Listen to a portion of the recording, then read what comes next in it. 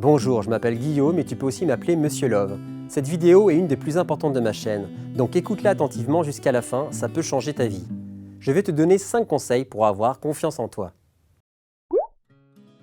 Quand on est adolescent, on a rarement confiance en soi, parce qu'on est sans cesse jugé par nos parents, nos amis, nos professeurs. Si tu habites en France, tu dois savoir que les Français ont l'esprit critique. Ils font rarement des compliments quand on fait des choses bien, alors que dès qu'on fait des choses mal, on se fait critiquer et humilier.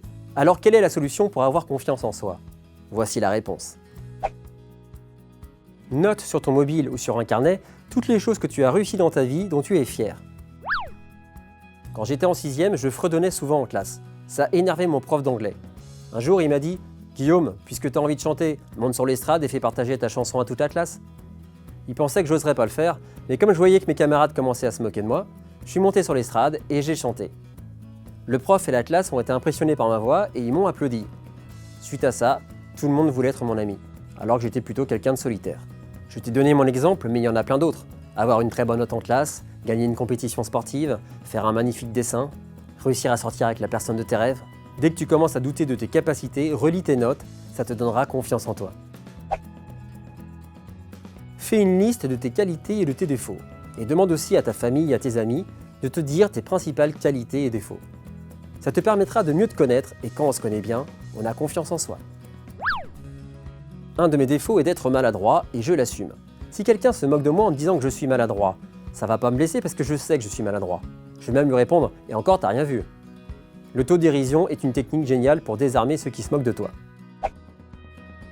Plus tu travailleras, plus tu auras des chances d'être doué en classe, en sport, en musique, dans ton métier. Et ta compétence te donnera confiance en toi. La répartie est un bon moyen d'avoir confiance en soi. Si on te lance des piques, tu pourras te défendre rien qu'avec la parole. Regarde le film Ridicule, c'est un bon exemple. Tu peux aussi regarder les vidéos des humoristes qui font du stand-up, ils ont une très bonne répartie. Pour t'entraîner à avoir de la répartie, je te conseille le jeu Tac à Tac. Je vais te mettre le lien dans la barre de description. Je précise que ce n'est pas un placement de produit. Plus tu seras libre dans ta tête, plus tu auras confiance en toi et tu ne feras pas attention au regard des autres. Quand j'avais 18 ans, j'étais sorti dans un nightclub dans le sud de la France, je m'ennuyais un peu, et là le DJ passe le titre Sweet Dreams d'Eurythmics. J'adore cette chanson. Du coup, j'ai été sur la piste et j'ai commencé à danser de manière très énergique. Et là, il y a un garçon qui était dans une bande qui s'est levé, il s'est mis à côté de moi, il a commencé à m'imiter. Il faisait tous mes gestes. Donc j'ai vraiment vu qu'il se moquait de moi. Du coup, je l'ai regardé et j'ai fait un salto arrière sur la piste. Je faisais de la gym à l'époque. Et après, j'ai regardé. Il savait plus trop où se mettre.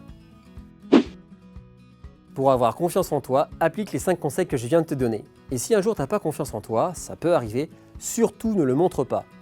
Prends exemple sur les chirurgiens. Ils montrent toujours qu'ils ont confiance en eux afin de te rassurer.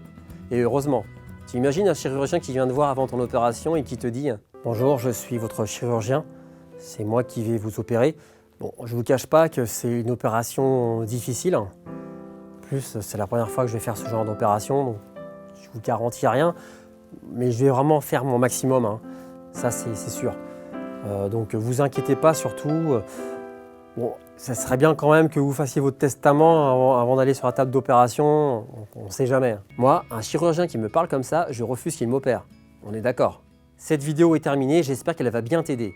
Si ça t'a plu, merci de mettre un pouce bleu et de la partager à ton réseau. Je t'embrasse et si tu n'as pas encore fait le premier pas, abonne-toi.